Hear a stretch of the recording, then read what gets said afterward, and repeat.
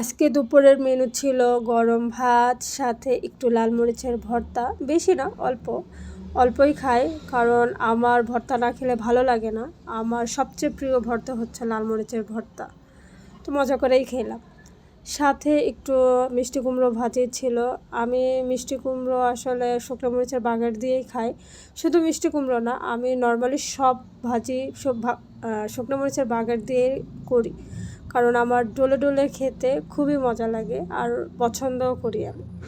সাথে আর একটু ভাত নিলাম, কারণ আমার আরেকটি তরকারি আছে, এটা দিয়ে শেষ করব, কারণ পেটে আর জায়গা নেই, ভাতও অল্প খাই। তো সবুজ ডাঁটা দিয়ে রান্না করেছিলাম এই ছোটো বাটা মাছ।